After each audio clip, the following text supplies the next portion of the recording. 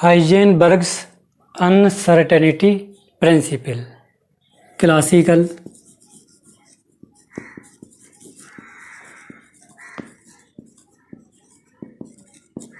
Mechanics के अनुसार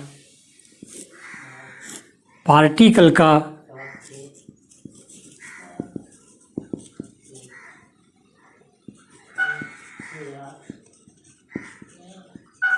definite momentum और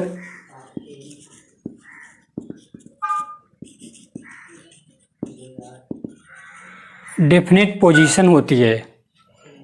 मीन्स क्लासिकल मैकेनिक्स से बताती है कि किसी पार्टिकल का डेफिनिट मोमेंटम और डेफिनिट पोजीशन होती है और पार्टिकल के इस डेफिनिट मोमेंटम डेफिनिट पोजीशन को हम एक साथ कैलकुलेट भी कर सकते हैं। हम मोमेंटम और पोजीशन की एग्जैक्ट भविष्यवाणी भी कर सकते हैं, परंतु मैटर की डुअल नेचर के कारण पार्टिकल की पोजीशन और मोमेंटम को एक साथ डिटरमाइन करना थोड़ा कठिन होता है।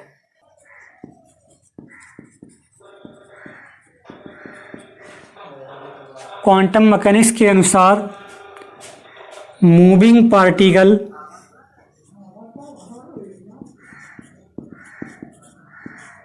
वेव पैकेट के इक्विवेलेंट होता है।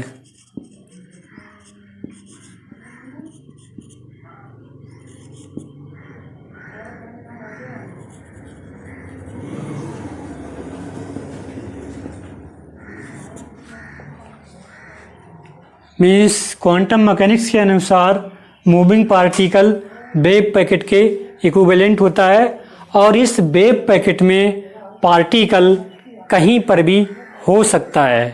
इस बेस पर क्या हुआ, पार्टिकल की पोजीशन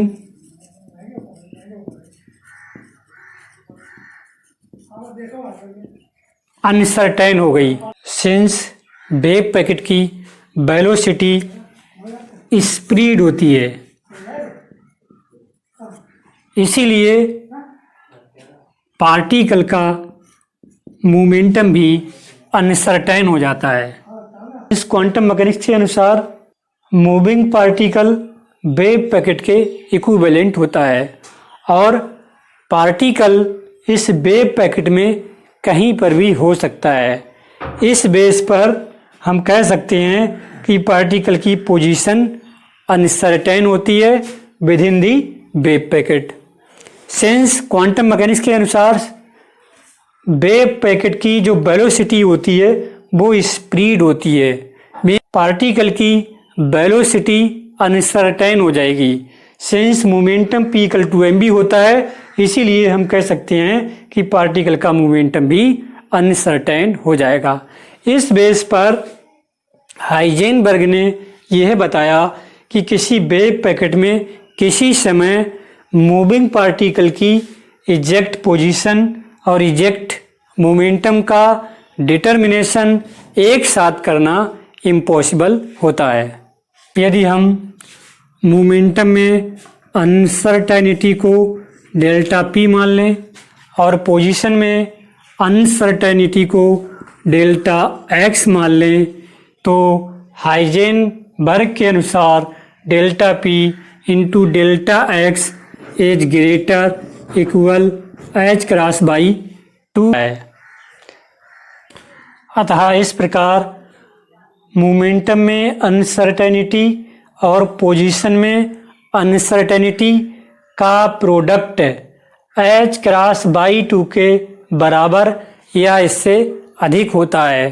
इस इक्वेशन को हम r delta p into delta x लगभग बराबर h क्रॉस b राइट कर सकते हैं। Other relations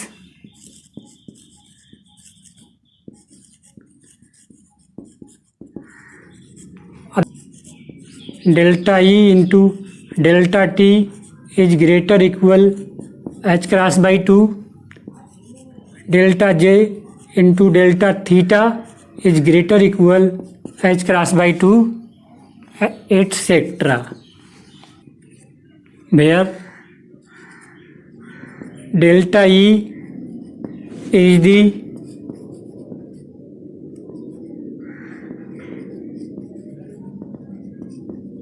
uncertainty in energy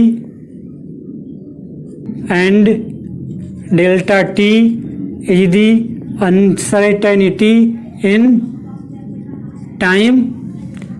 Delta J is the uncertainty in the angular momentum. And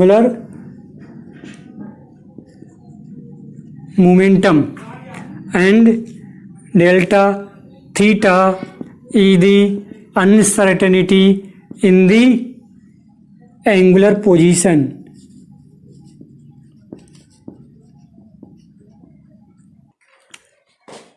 Heisenberg के मैथमेटिकली स्टेटमेंट को प्रूव करने के लिए माना कोई दो वेव्स हैं जिनके डिस्प्लेसमेंट psi1 और psi2 हैं तथा इन दोनों वेव्स का एम्पलीट्यूड समान तथा एंगुलर फ्रीक्वेंसी और प्रोपेगेशन कांस्टेंट डिफरेंट हैं, तब इनकी equations psi1 equal to a sin omega 1t minus k1 x equation 1, मतलब फर्स्ट वेव की इक्वेशन ये होगी।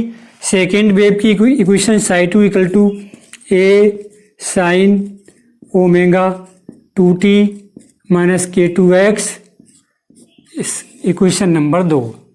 मीन्स हमने मान लिया ये कोई दो वेव्स हैं जो एक ही डायरेक्शन में मूव कर रही हैं, इनके दोनों के एम्पलीट्यूड समान हैं परंतु एंगुलर फ्रीक्वेंसी और प्रोपेगेशन कांस्टेंट डिफरेंट हैं, तब इनकी इक्वेशंस इस तरह से हम राइट करेंगे।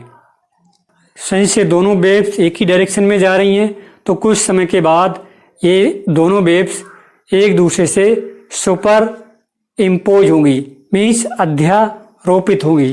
Then by the principle of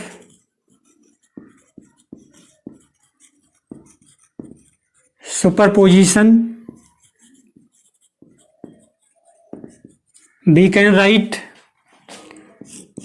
psi equal to psi1 plus psi2 or psi equal to a sin omega 1t minus k1 x plus a sin omega 2t minus k2 x equation number 3।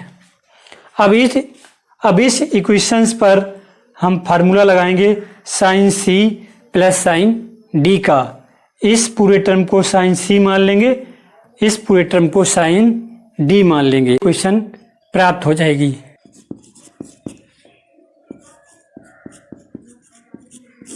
Omega 1 plus omega 2 बटे 2 equal to omega and k1 plus k2 by 2 equal to k and omega minus omega 1 minus omega 2 equal to delta omega and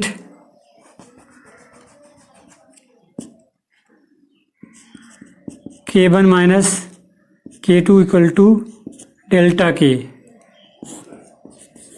Then equation 4 can be written as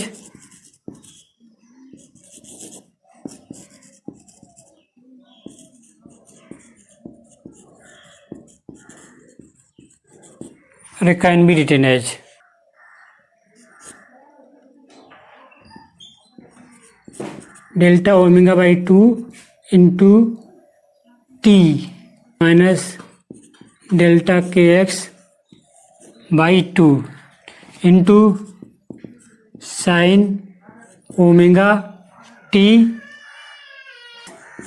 के x.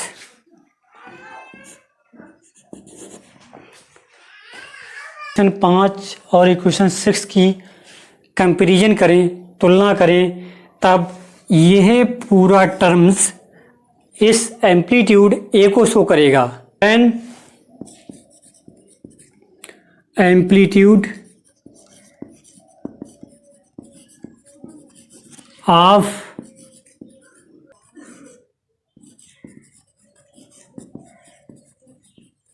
resultant wave is equal to 2a cos delta omega by 2 into t minus delta k x by 2।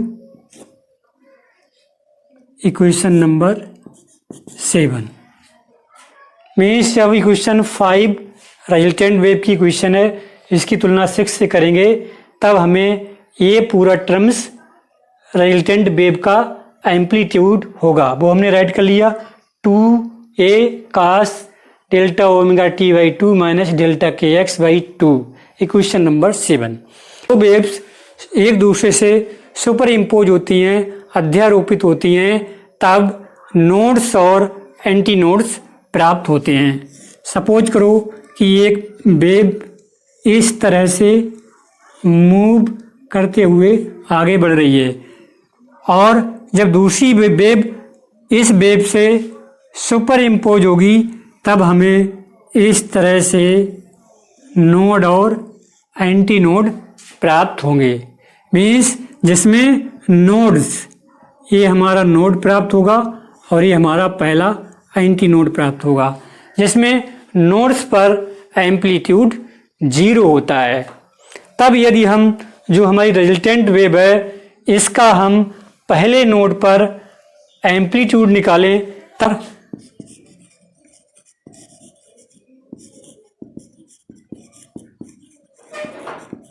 First node N1 पर क्या हो जाएगा,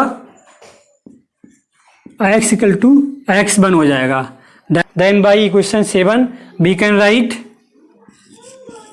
2a cos delta omega by 2 into T minus delta K X by 2 और equal to हो जाएगा 0, क्योंकि हमने node की बात की और नोड पर एम्पलीट्यूड 0 होता है, इसीलिए इक्वेशन 7 0 के इक्वल होगी।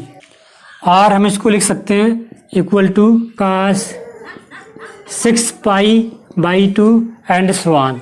मीन्स इन सब की वैल्यू भी 0 होती है, इसीलिए हम ऐसा राइट कर सकते हैं। इससे लिख सकते हैं equation number 8 for second node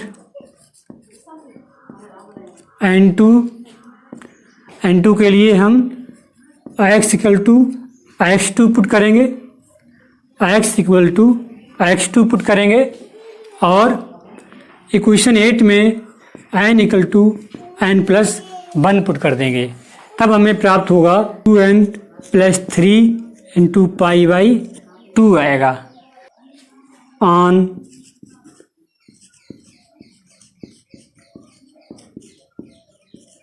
subtracting equations 9 and 8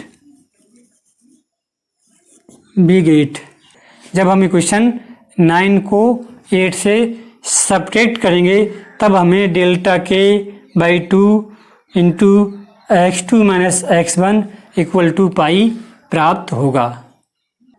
since delta x equal to x2 minus x1, then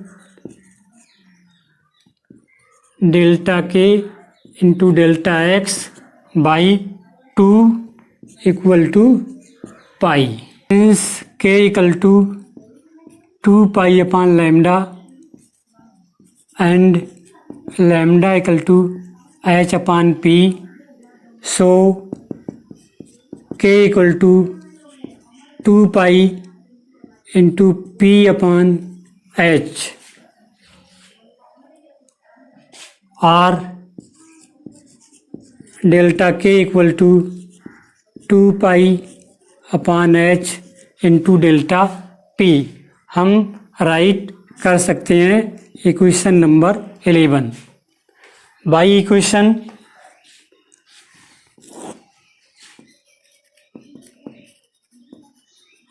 equations 10 and 11 we can write delta x by 2 into 2 pi upon h into delta p equal to pi, 2 से 2 cancel, pi से pi cancel, then we get delta x into delta p equal to h, और delta p into delta x equal to 2 pi into h cross. चूँकि delta p into delta X equal to h के बराबर है, h का मान 2 पाई h cross होता है, तो इसको लगभग बराबर हम h क्रॉस राइट कर सकते हैं। तो ये क्लियर होता है कि मोमेंटम में अनसर्टेनिटी और पोजीशन में अनसर्टेनिटी का प्रोडक्ट प्लैंक्स कांस्टेंट के ऑर्डर का होता है, जो h क्रॉस बाई 2 से बड़ा है।